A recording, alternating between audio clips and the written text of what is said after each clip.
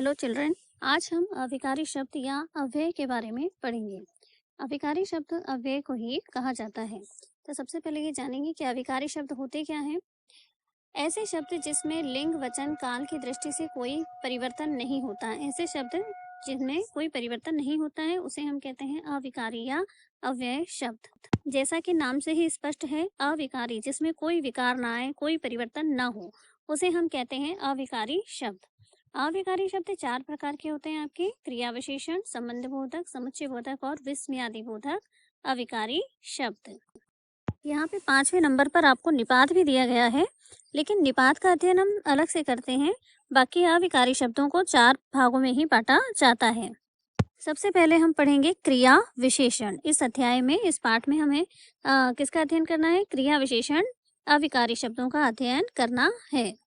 देखिए, क्रिया विशेषण किसे कहते हैं? क्रिया की विशेषता बताने वाले शब्द क्रिया विशेषण कहलाते हैं। जिस प्रकार से संज्ञा और सर्वनाम की विशेषता बताने वाले शब्द क्या कहलाते हैं? विशेषण कहलाते हैं। किंतु जब यही विशेषण क्रिया के आगे आते हैं और क्रिया की विशेषता बताते हैं तो उसे हम कहते हैं क्या? क्रिया विशेषण कहते हैं। ठीक है। अब आपके क्रिया विशेषण जो है वो 4 प्रकार के होते हैं। क्रिया विशेषण को भी हम 4 भागों में बांट सकते हैं। इसमें सबसे पहला है आपका स्थानवाचक क्रिया विशेषण, कालवाचक क्रिया विशेषण, रीतिवाचक क्रिया विशेषण और परिमाणवाचक क्रिया विशेषण। ये 4 प्रकार के क्रिया विशेषण होते हैं। अब हम बारी बारी से इन सबका अध्ययन करेंगे। सबसे पहले हम पढ़ेंगे आपका कालवाचक क्रिया विशेषण। काल से अभिप्राय समय होता है, ये तो हमें पता ही है।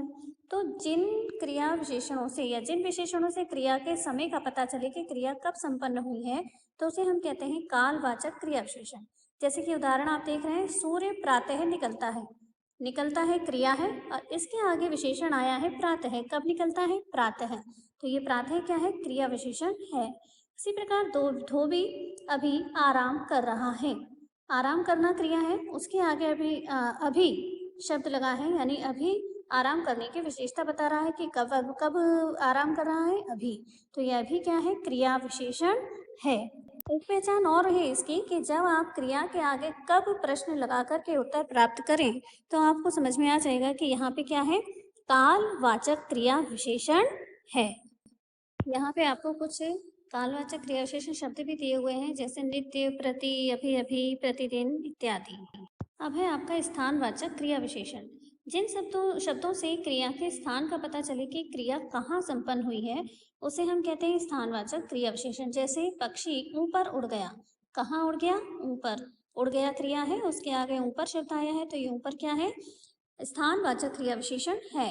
इसी प्रकार बच्चे वहाँ खेलते हैं, तो वहाँ क्या है? खेलने शब्द की विशेषता बता रहा है, इसीलिए ये भी स्थानवाचक क्रिया विशेषण है। तो एक बात यहाँ पे समझ में आई कि जब हम क्रिया के आगे कहाँ प्रश्न लगा कर के उत्तर प्राप्त करें तो हमें समझ में आ जाना चाहिए कि यहाँ पे स्थानवाचक क्रिया विशेषण बताया गया है। ठीक है। जैसे कि कहाँ खेल रहे हैं? वहाँ खेल रहे हैं। ठीक ऐसे ही पक्षी ऊपर उड़ गया। कहाँ उड़ गया? ऊपर उड़ गया।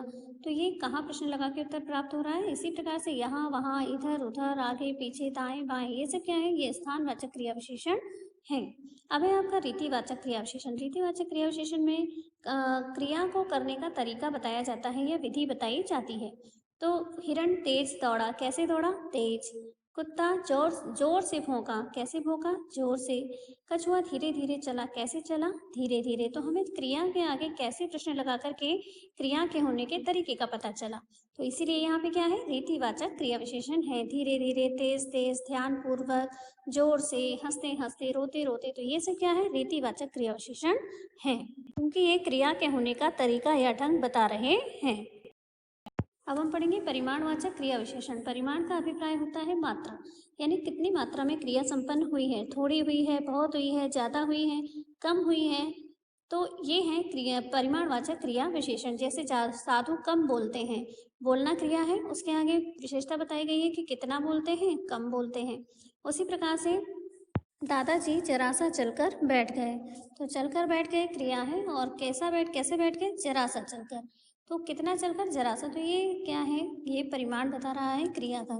यानी कि क्रिया के आगे जब हम कितना प्रश्न लगा करके उत्तर प्राप्त करते हैं तो हमें अपने आप मात्रा का पता चल जाएगा कि कितनी मात्रा में क्रिया संपन्न हुई है।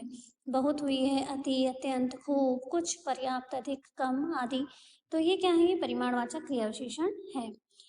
अब हम पढ़ेंगे विशेषण और क्रिया विशेषण में अंतर। जैसा कि मैंने अभी पहले भी बताया था कि जब संज्ञा और सर्वनाम की विशेषता बताई जाए तो उसे हम विशेषण कहते हैं, लेकिन तो जब यही विशेषण क्रिया की विशेषता बताते हैं तो हम उसे कहते हैं क्रिया विशेषण।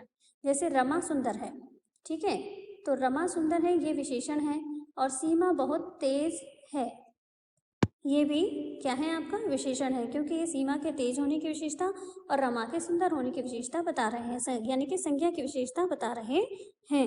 और अगर हम कहें कि घोड़ा तेज दौड़ता है, तो यहाँ पे दौड़ना क्रिया है, उसकी विशेषता बताई गई है कि कैसे दौड़ता है, तेज दौड़ता है, तो ये यहाँ पे क्रिया विशेषण है। ठीक है, यानी क्रिया की विशेषता बताई जाए तो क्रिया विशेषण, संज्ञा और सर्वनाम की विशेषता बताई जाए तो विशेषण कहलाते हैं। ये अंतर है दोनों में।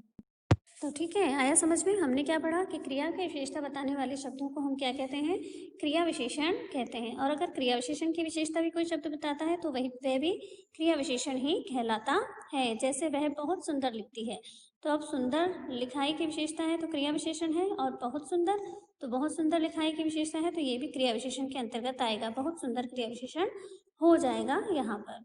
ठीक है, तो क्रिया की विशेषता बताने वाले शब्द क्रिया विशेषण, और ये 4 प्रकार के होते हैं। और विशेषण संज्ञा या सर्वनाम की विशेषता बताते हैं, और क्रिया विशेषण क्रिया की विशेषता बताते हैं। तो बच्चों, ये था आपका क्रिया विशेषण अभिकारी शब्द, और अगले वीडियो में हम पढ़ेंगे संबंध बोधक अभिकारी शब्दों के बारे में।